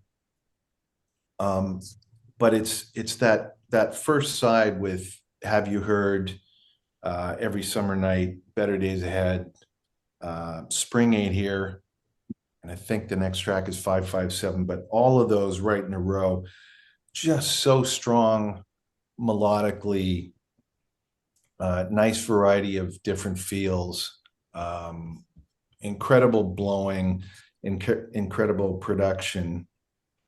But probably the thing that puts this ahead for me is the title track. The final track is just so crazy beautiful that it's got to put it up a half a letter grade all by itself. Yeah, it's such a lovely piece, and it's in the category of one of those you could play it for someone who doesn't think they like Pat Metheny, and they would go, "Oh, that's beautiful. What is that?" You know. Um, Better Days Ahead. Um, I thought when I first heard it, it's just such a fun head. It was almost out of character because it's got this sort of almost like a just a stock Latin groove, but sped up, and this beautiful sort of major key melody that bops around a bit. It reminds me of don't know if you guys know the song "Young and Fine" by Weather Report, but Mm. yeah, on the Mr. Gone album, this sort of a similar kind of function. Um, Pedro Aznar on, but get ready, vocals, guitar, marimba, vibes, tenor sax, charango, melodica, panpipe, and other percussion. So Just to name a few, right? yeah, And this it's is Yeah, exactly. the Swiss Army knife of the Pat Metheny Group. Um, my little personal reminiscence around this one, excuse me, is it came out right at the beginning of the summer. We went up to the cottage, family cottage, uh, and my dad would always get impatient when my brothers or I were working on something that required repetition. So writing a song, lifting a track, learning how to solo on a track and playing it 10 times in a row. So I started playing the second track, which is Every Summer Night, and started lifting it on the piano. And Dad was I didn't even realize he was in the next room, but was listening to me work on this, and I was sort of writing out a lead sheet for the tune as I went. And I got done with it, and he came in and said, "Okay, I guess your tuition wasn't wasted after all." that's Because it was sort of like, validation. well, that's kind of a magic trick. You just hear it and then you just learn it and write it Yeah, down. that's Yeah. So validation. that's, yeah, my Mhm. dad's gone now. So that's a sort of a fond memory. Anyway, that's my number one. But like I said, anything in my top five could be number one, I feel like. No, no, fair enough. Fair enough. Okay, Jim. My number one is Travels, the 1983 live release. And I will I will state up front that there's a huge emotional connection to this album for me because this was my first Pat Metheny Group album, which I bought um, shortly after it was released. So it wasn't a day one thing, but I had heard Are You Going With Me, which kicks off the album, which kind of, you know, takes the version that's on off ramp and says, "Hold my beer, and I'll really show you how to play this tune." And oh my God, it's just unbelievable where Pat and Lyle take this thing after having it, road tested for several months. Um, this album is special to me for a few different reasons. One, unlike most live albums, more than half of the tracks on here are brand new. So this isn't just kind of a greatest hits and let's do it live. It's this kind of sense of you're sort of part of the discovery process.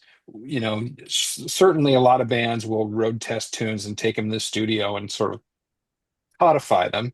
But here it's just like you're part of the laboratory. And as they're working these tunes out live to whatever end, I mean, I don't know if Pat always had in mind, okay, we're going to do this travel, and it's going to be all these other tunes that we haven't recorded yet in the studio.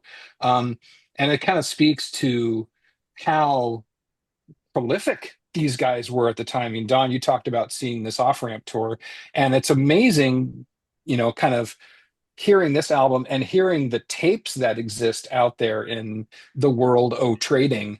And there's an it's amazing that half of this show is stuff that had not yet appeared on an album. I mean, it talked about there's 7 tunes that are brand new on here, but that only scratches the surface. I mean, they were recording the Wind Up, Broadway Blues, More Kansas City, 6 and 11, early versions of It's Just Talk. There was this funky medley that they had with Ale kind of pasted at the end of it.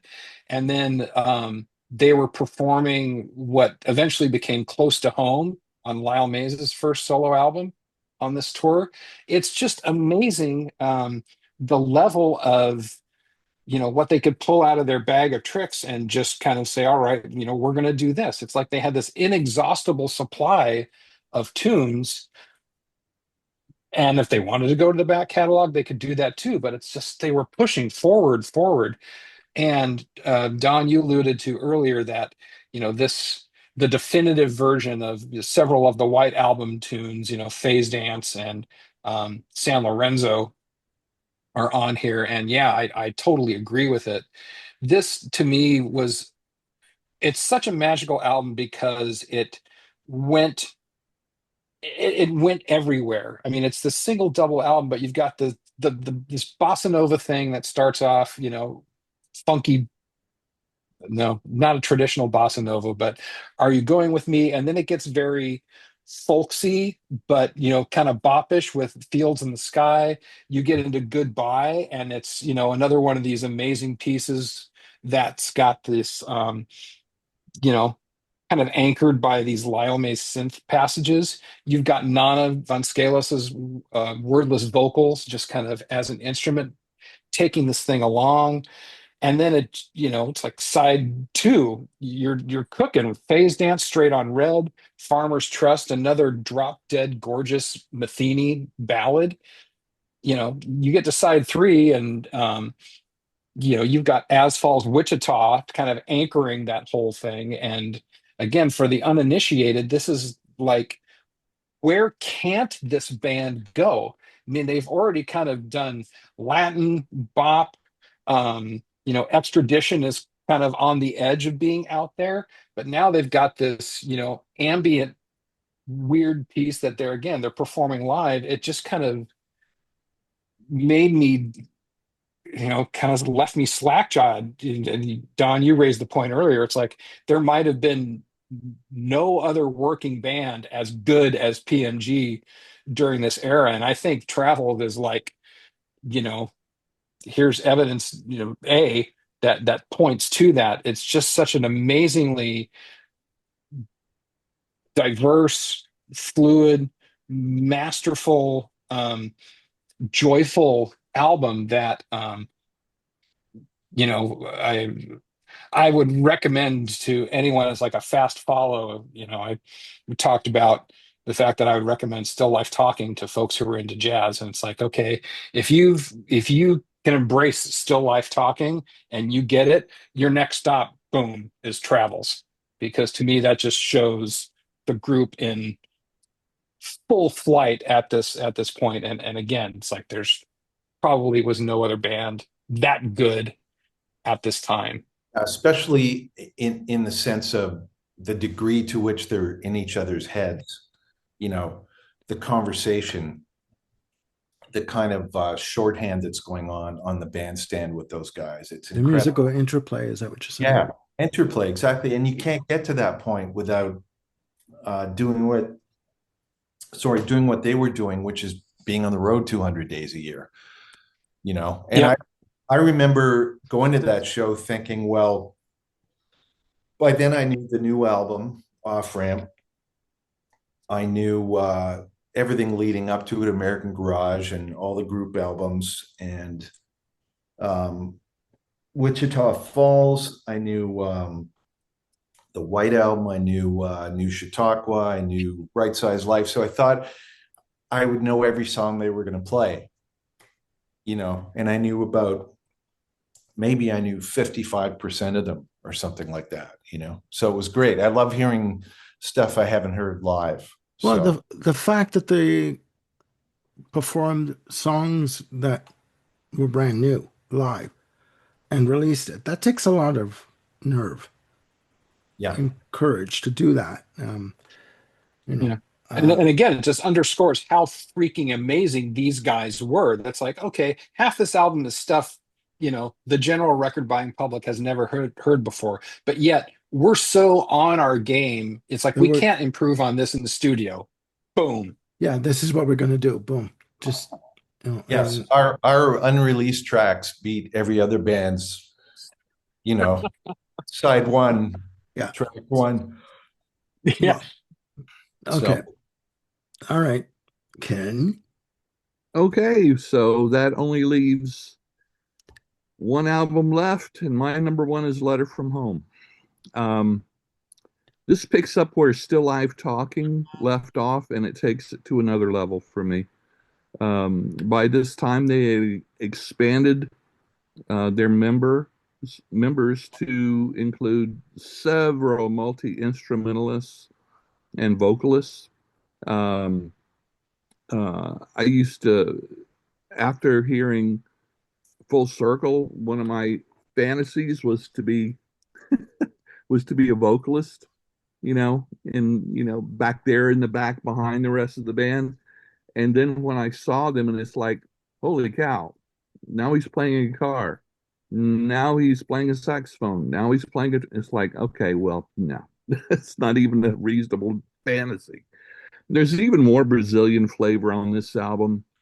Um, Strong, prominent drums on this album. That's just absolutely mind blowing. Yeah, have you heard one of their best openers, both live and on album? Um, uh, Better Days Ahead. I think this is so iconic for your comments on it, Don, but also the use of the cueca. It's just an unmistakable sound. You just, it's breezy, it's tropical, I know, Mondo, you're not a big favor of bossa nova, but holy cow. So my Small overall, spurts.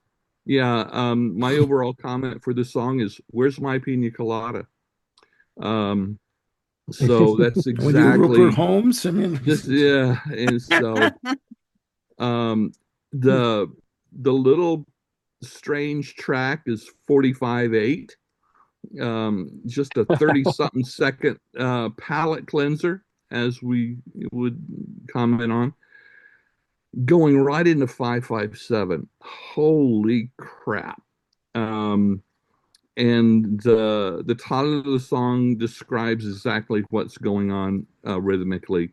It's a 17 beat cycle that's basically divided 5 5 7 and on and on.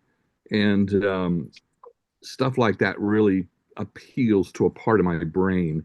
Like I said, I started off in percussion and still loved it. Those constant driving rim shots in the drums, there again, that double time. It's not big, it's not bold, it's not dynamic, but wow, damn it, it it's just there. holds everything together. And then you've got the first guitar and synth melody comes in, very melodic, and it feels like it's working against what's going on underneath rhythmically, but it's not. It's just that wonderful syncopation. Um, and then it goes on, and then it breaks into a swing section in section three. It's like, walking into another room, but they find their way back to that original groove at the beginning. It's just absolutely amazing. And while your mind is still reeling from that, then they go right into beat 70. Um, Side it two, track A. Yeah, and well, that's one thing I like about CD. I didn't have to stop and flip over the album. It just goes right into it with that Latin and upbeat. Lyle Mays using his synths to create that brass section, and it probably was doubled with the other musicians, in the back, but the return of that harmonica sound, um, incredible, powerful use of the vocals in the primary theme and those I call pina colada steel drum sounds. So much of this is tropical, and then there again, where's my pina colada?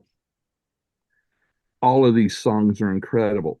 Now, one of the reasons I love this album so much is because of the final track. Don, you're very eloquent. My comment on this, I want this played at my funeral. If I get a funeral, this when they're wheeling me out, this is what I want them to play. And I think I loved it from the very beginning, but I think what really captured me on this is the old videotape of More Travels, where you actually Yeah. see them up close playing it. And uh, I just made a playlist called on Spotify called "I'm Not Crying, You're Crying," Oh, you did and that. this is this has a prominent spot on that playlist because it reaches down into my chest and squeezes. It's so wonderful. This is a perfect example of a song that emotes without a single word.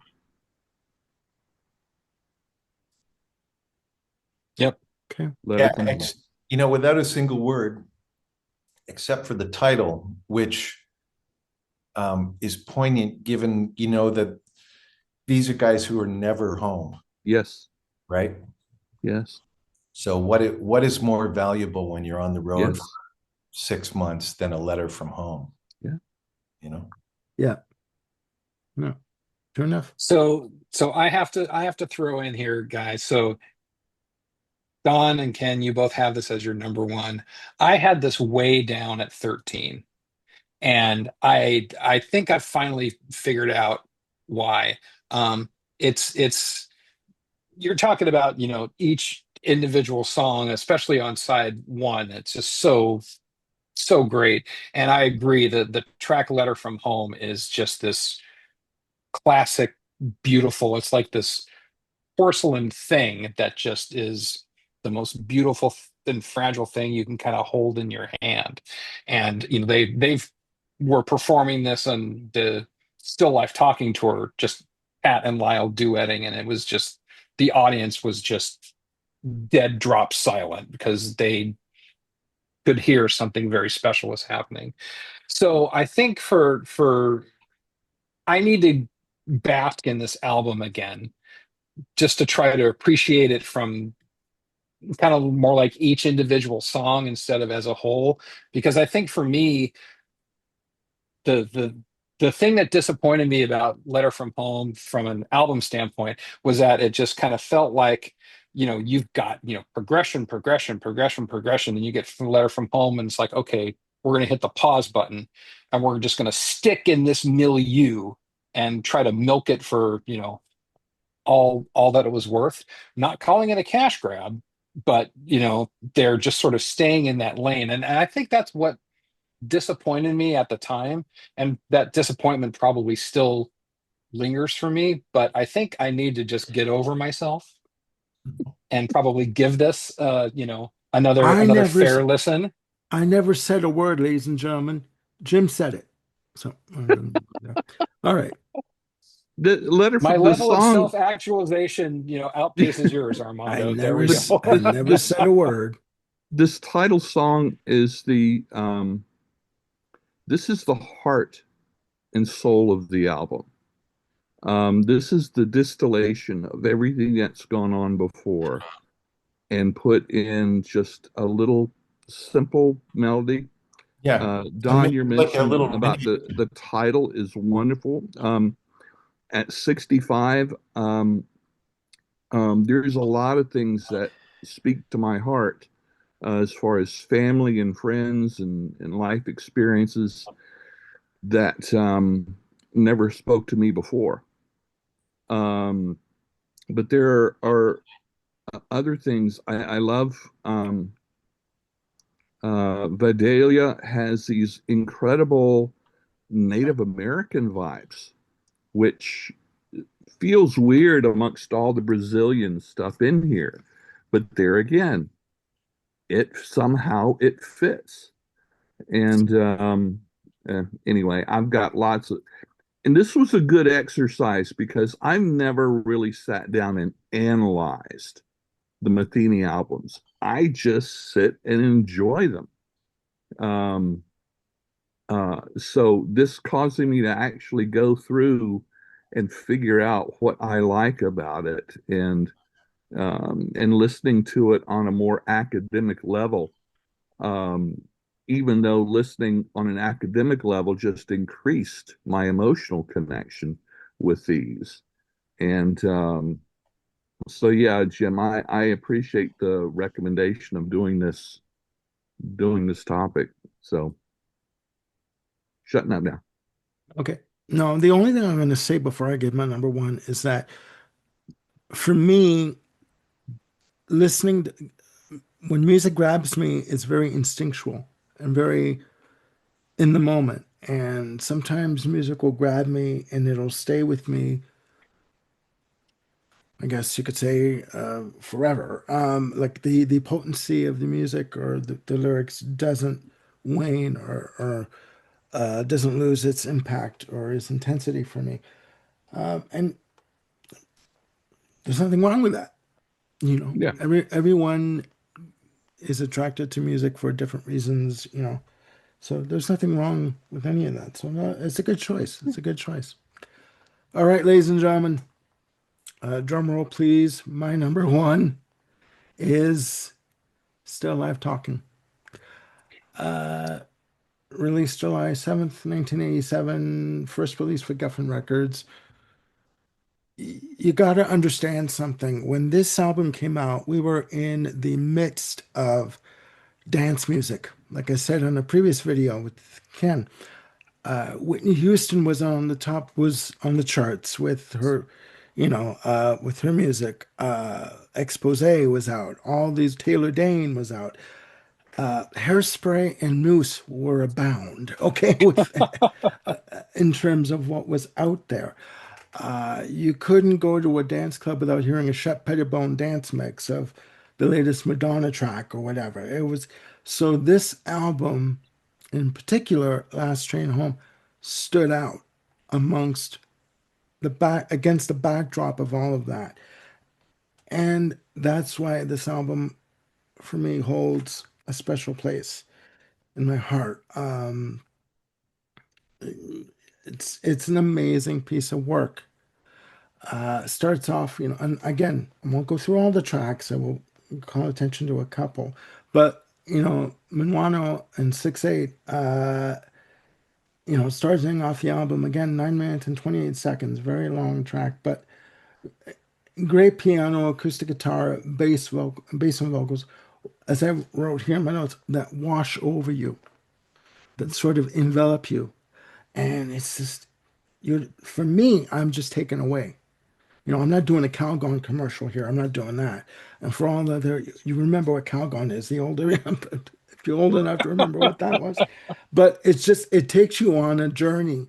And I'm guilty of saying that albums that speak to you or speak to me take me on a journey. And I'm not going to apologize for that at all. Other songs of note for me, so it may secretly begin. Great tempo, a nice shimmering synths, soothing guitar, nice breakdown section, and great, nice gentle piano on this. Last Train Home, mic drop. Forget it. 5 minutes Forget and 40. about it. It's done. It's done. I'm finished. It's for a 17-year-old listening to this. It spoke to me on a level that I couldn't even comprehend at the age of 17. And the older I get, I'll be 55 in September. This is just beautiful. In my notes I have here, great tempo, beautiful hypnotic guitar, calming piano chords and great vocal phrasing on this. And the fact again that the brushes are used on the snare drum are just, and that it has that chugging motion, that forward motion, that sense of you just getting propelled going somewhere. And again, you don't know where the hell you're going to end up, but you do not care where you're going to end up because you're just enjoying what is happening and what you're experiencing. Um, Again, side two, you have Third Wind. The three different sections on this track. Just it's just fantastic, and the album ends with two beautiful songs. Two beautiful pieces. Distance, May's track, 2 minutes and 45 seconds. Uh, Beautiful atmospheric sounds on the intro, textured synths, building an intensity, symphonic elements to this track. Uh, it's just a beautiful piece. And in her family, at 3 minutes and 17 seconds, uh, gorgeous piano on the intro, swells of symphonic passages, interwoven piano and guitar throughout the piece. And it's a great album closer. And for me, when I think of this song, recently I've mentioned about my sister Carmela to death on this channel. We lost her in Christmas of '02. She was murdered. Okay. Her husband beat her to death in their home. And there's not a day that goes by that I don't think of her. And this song is just another reminder of her. And it's just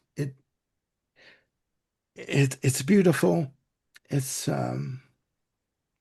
just a beautiful piece of music.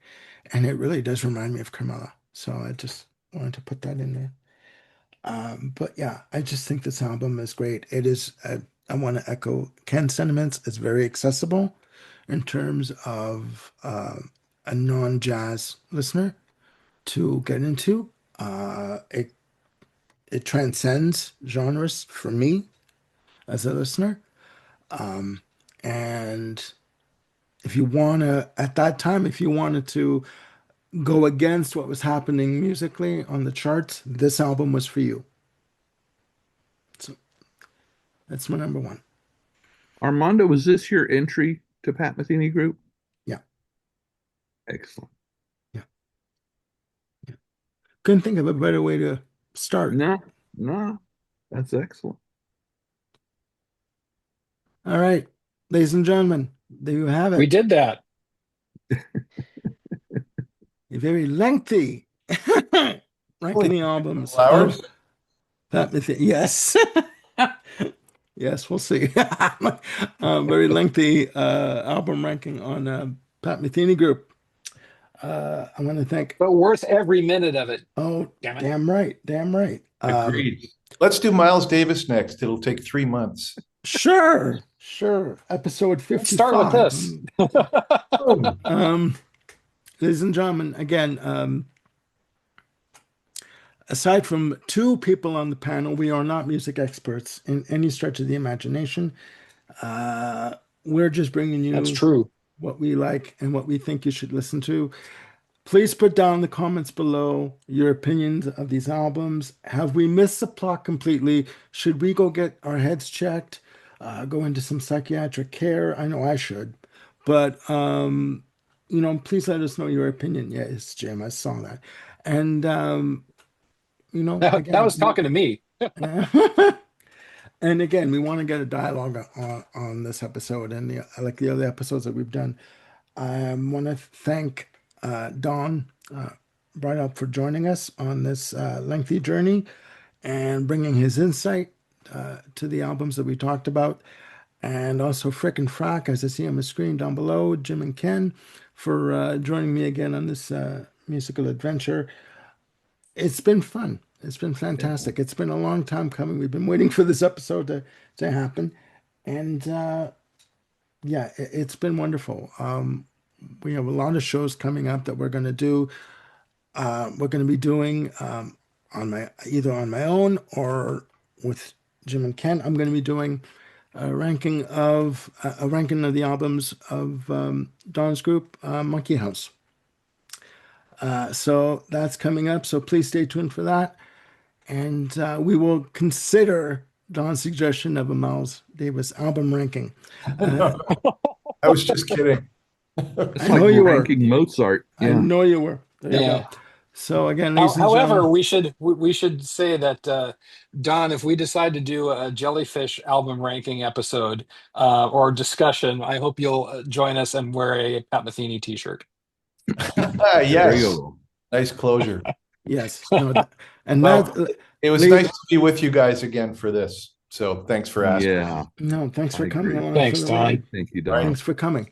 So, ladies and gentlemen, please click like and subscribe, and do hit the notification bell to keep yourselves on top of any new content we got coming up. We have a lot of episodes that we've done that are uploaded, ready to go.